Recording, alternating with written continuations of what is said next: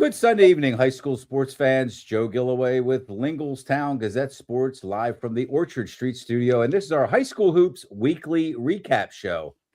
I'll be joined momentarily by our panel of experts as soon as we're done thanking those responsible for bringing you tonight's show. And they are our Lingelstown Gazette Sports Platinum sponsors.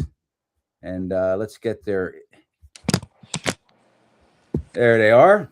Capital Region Insurance Agency, Payor Apparel, Team PA AAU Basketball, Ted's Bar and Grill, The Tire Mart, Robert H. Hoke, American Legion Post 272, Crystal Bob at Iron Valley, Real Estate, Hoffman Ford, Sam Hartley Decking, and Tudino's Pizza.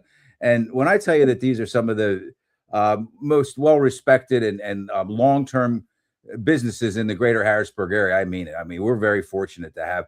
I use probably all of these. I have or will or currently do these businesses myself, and I'm very satisfied and blessed to have them as sponsors for Lingelstown Gazette Sports. That's for sure. Anyway, we're going to kind of go it alone tonight with just the panel of experts here. We do not have an opening guest, a coach opening guest. It's Christmas week.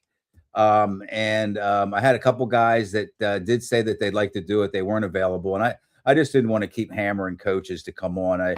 It may be some downtime for them or, time for family or whatever. So anyway, Dave, it's Hanukkah week for Dave Berman, right? I think you're at the tail end of Hanukkah. I celebrate Hanukkah, Christmas, and Kwanzaa. So, oh my gosh, you're a well-rounded man, Dave. You're right. My wife is getting me those, honey, 8 gifts for Hanukkah.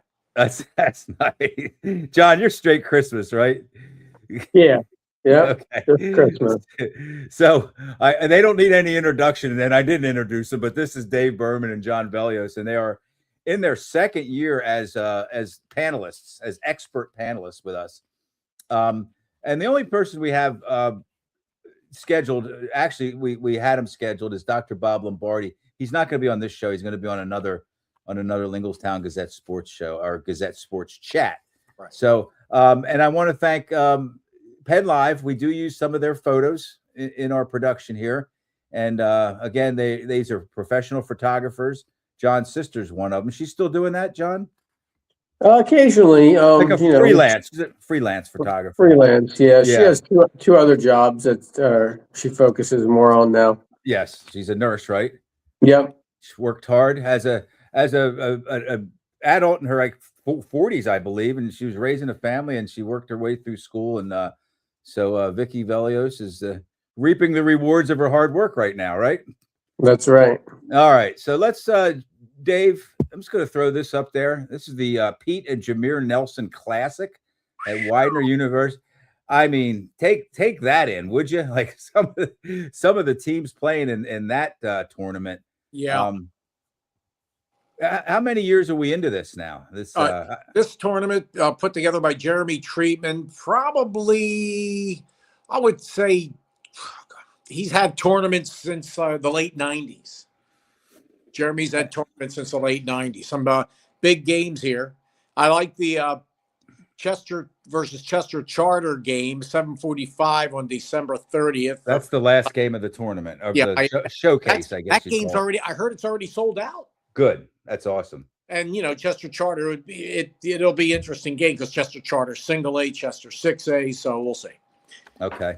So anyway, we're going to throw this back up again next week, which will be right about when the showcase is starting. But this is on, Dave put this on the High School Hoops. What's the page? I forget what it's called. Pennsylvania HSB/Ball Forum.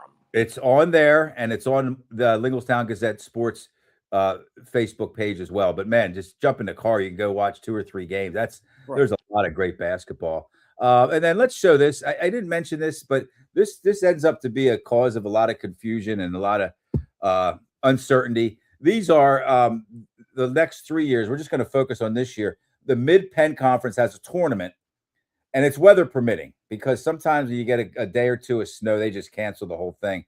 But it's a girls and boys basketball tournament. This year, the opening round will be the Colonial versus the Commonwealth, and the Capital versus the Keystone. And then the winner of those two games plays in the championship. And I believe, John, that's usually like Tuesday and Thursday, something like that, right? Yeah, and it's good to note also too, Joe. It's right before districts start and right after the end of the regular season. Right. So, like you said, it's pretty much. I think I don't know if we've had any cancellations due to weather. The last year. I think last year they didn't play it. They canceled the whole thing, or they just moved the date. I think they canceled the whole thing. Yeah, I'm not sure, but it's good. It's a good tune.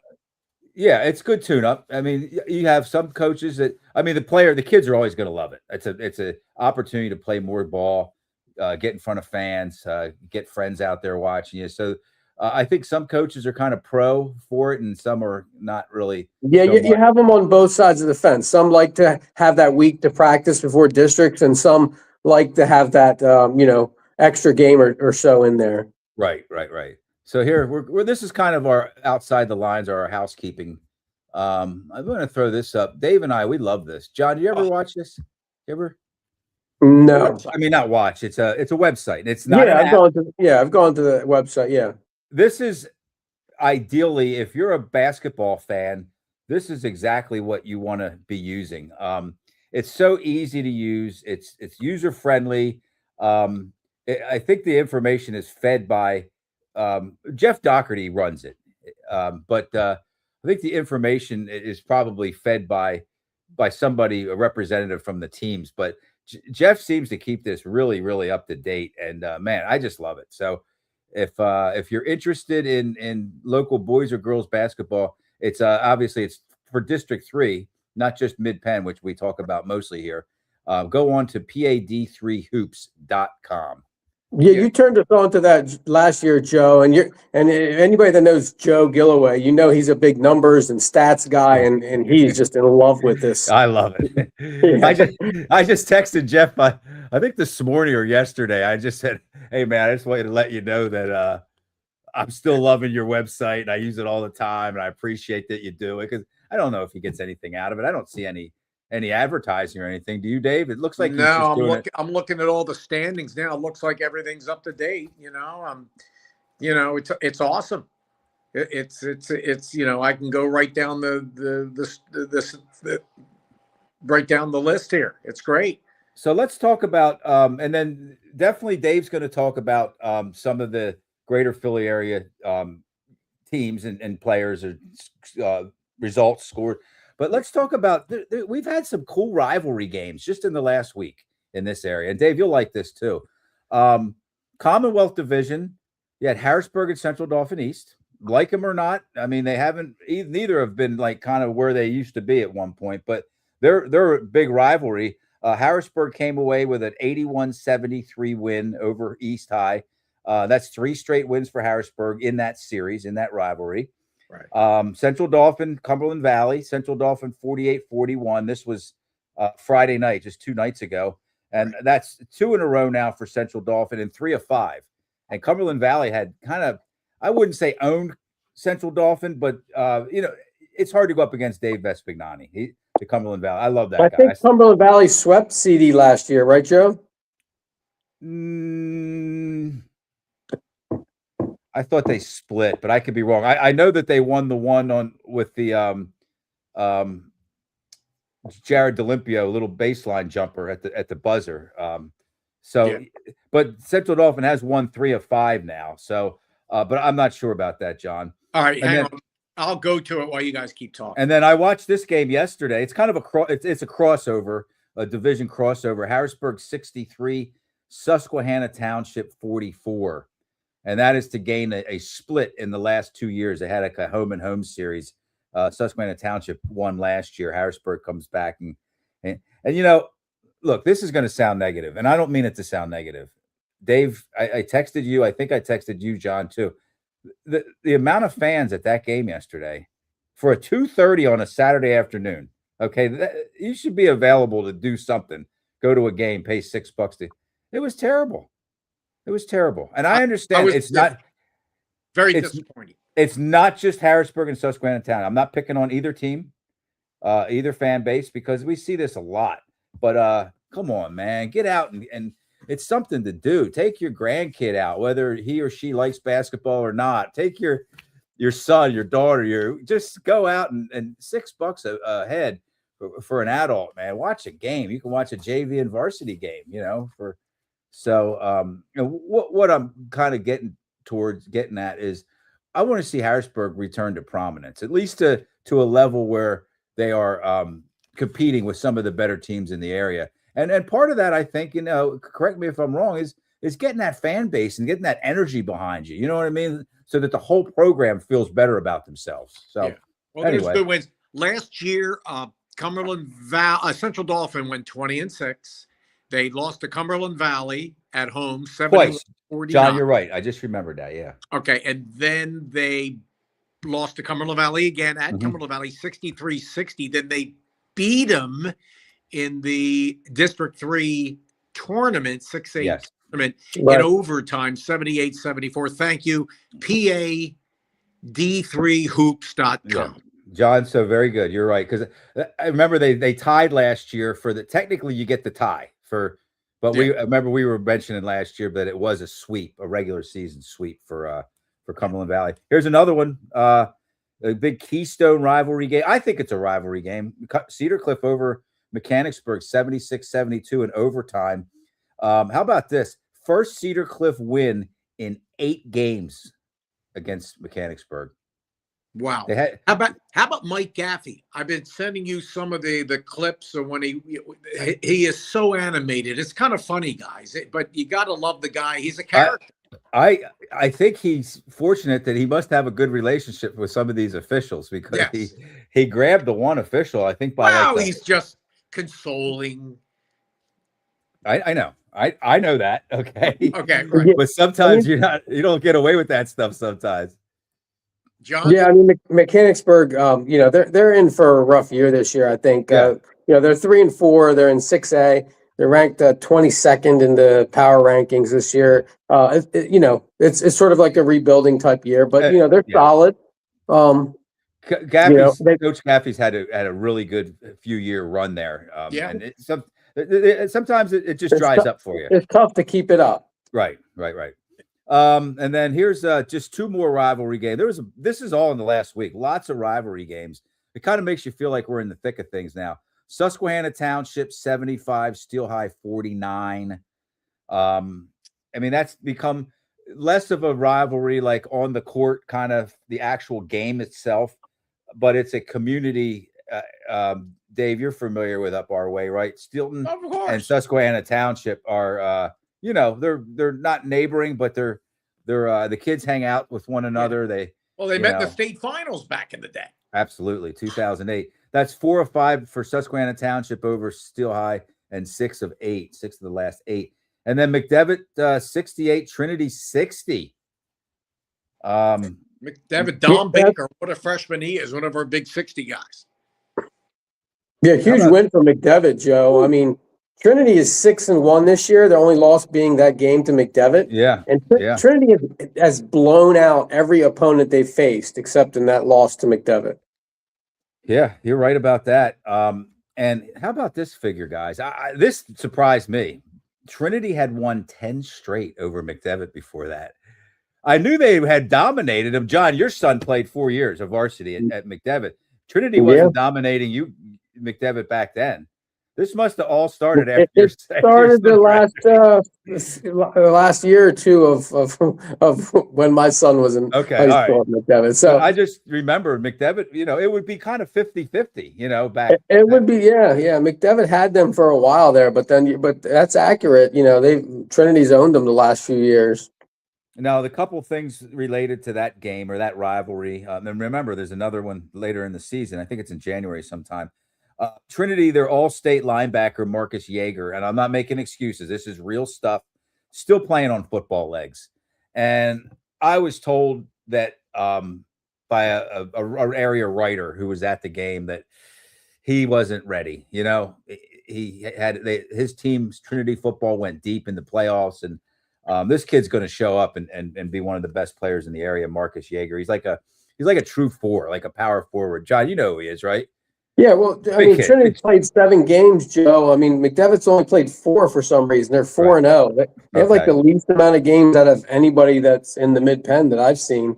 You know, So I if don't know that's an what. excuse I'm making, then I'm making an excuse. Let's let Marcus Yeager get the legendary Rick Binder, Dave Berman. He Oh, once my told man. me.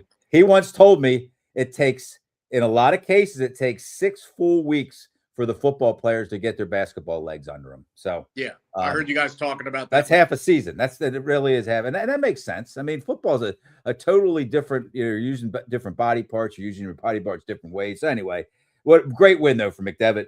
McDevitt has a backcourt, a really really strong backcourt. Ethan Hammer, who's a senior, Patrick Donesco, who's a senior, and then Kenyon Porty, who Dan Sustek was talking about last week. He's a Trinity transfer. They're all guards. Yeah, he played for Trinity last year, Dave. Is he going to be eligible for? All right, no, okay. I don't know how that's going to work. I don't know.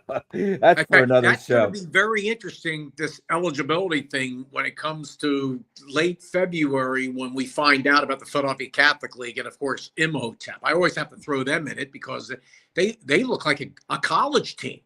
Yeah. Which they are. So it's so early, but we're going to run through these. I might have some bad information, Joe, on McDevitt's record. They play. I'm seeing 4-0, but I'm seeing they played Boiling Springs on Friday and Middletown on Saturday, but I don't see the I don't result. think they played Middletown. I saw that. Yeah. That on the D3. All right, let me get this for you guys. Yeah, find that. 5-0 Right, hang overall. on. What am I? I'm losing my mind. All right. Bishop McDevitt, right? All right, since we're talking about them, let's go. District three. They're 5-0. Okay. I don't think they played They beat Middletown. Milton Hershey 61-54. They beat Steel High 71-68. Camp Hill 77-40. Beat Trinity 68-60, it says. Okay. And then beat Boiling Spring 64-54 over the weekend. It's kind of, I know you guys are going to think I'm nuts because it's so early in the season, but teams are starting to these divisions are starting to take shape where some teams have already started playing their way out of division title opportunities. If you look there, I would say it's almost a certainty that it's either going to be Central Dauphin down to Chambersburg. I'm not going to count Chambersburg out with 2 losses because they have Coach Sean Schreffler. But I think underneath there, it's, East, Harrisburg, Altoona, Carlisle. No matter how well they play, they're going to have to really, really go on a run. Once you're down 2 games in the division, and Central Dauphin and State College and Cumberland Valley, they still have a lot of winnable games left. It's hard to come back, So, and then in the Commonwealth, Harrisburg, they went toe-to-toe with Cumberland Valley. They led 42-33 after 3 quarters. Ended up losing by a point in overtime. Okay, that was 4 games ago. Then they won the next 3 against Hazleton, East High, and Susquehanna Township. So they went from 0-3 to 3-3. So how about his 55th year of the program? Win number 1,000 for Cougar basketball against Hazleton. So a lot of great. Smallwood Kirk won a lot of those, and I posted on that post. I said a lot of those wins at a place that we all love, guys. Camp Curtin with the legendary public press announcer, man. Menser. You were almost sitting on the court if you were in the front row down there, and we would be remiss, or I would be remiss, not to mention that Damone Maxwell, Harrisburg coach, is also dealing with football players who certainly don't have their football legs yet. Arp is a sophomore. He played football, and then Jayon Lewis played both ways, and he had a long, hard season. So I don't know if there's any more, but looks like Harrisburg's on the right track there. Central Dauphin, I just want to mention them. They have an odd schedule coming up, okay? They have Harrisburg tomorrow night at Harrisburg, and then they have Altoona, State College, Central Dauphin East, and Carlisle. 4 teams, very winnable games. And then Central York. So, they have, that's why I was just saying, it's going to be hard to catch a team like Central Dauphin because they have all these winnable division games ahead of them, that somebody's going to have to pick them off is what I'm trying to say.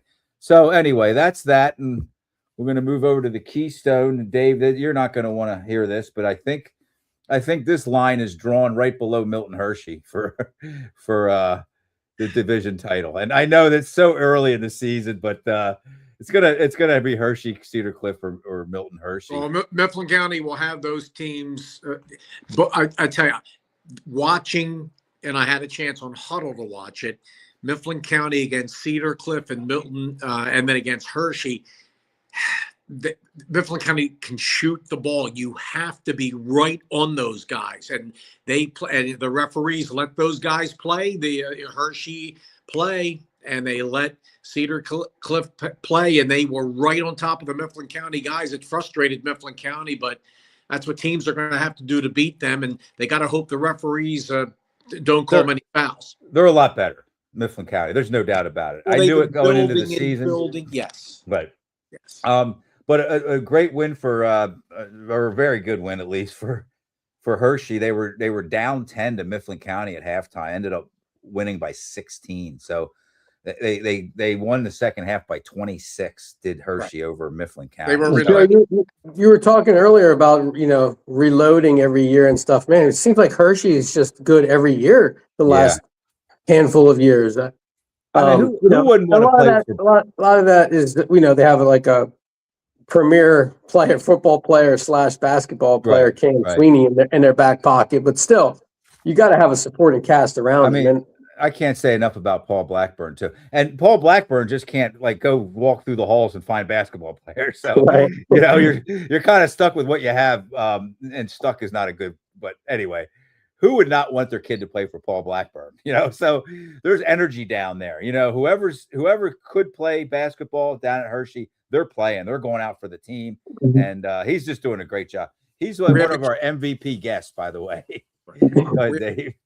We have a kid down here, Ryan Benson. He's a senior stud football and basketball player for Pencrest. So he had a big day yesterday, 23 points, but Pencrest still fell to Bonner. But yeah, reminds me of him very much. And last year was very, very close, guys, to being Hershey and Pencrest in the PIAA state finals. How about it? But an 8-point lead slipped away from Pencrest to Newman Goretti. It was Newman Goretti in the state quarterfinals. I'm going to draw the line here, I guess, under Susquehanna Township. Coach Jason Creek at Big Spring. He's a really good coach. He's got one of the best players in the states, Landon Sally. He's a sophomore, but I can't imagine. And I don't think Susquehanna Township's going to stick around either. It's going to be McDevitt or Trinity, but I kind of want to salute Jason Creek, and this is their last year until they move to York Adams. But he's doing a great job down there, and we love Landon Sally. But Susquehanna Township only has one loss, so we'll see. We'll see once they lost to Trinity. I think they lost.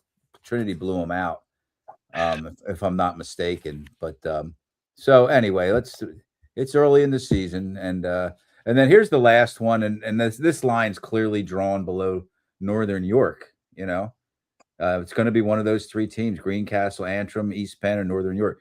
So there's kind of I don't know, 3 teams in each division, 3 out of 8 in each division that are really.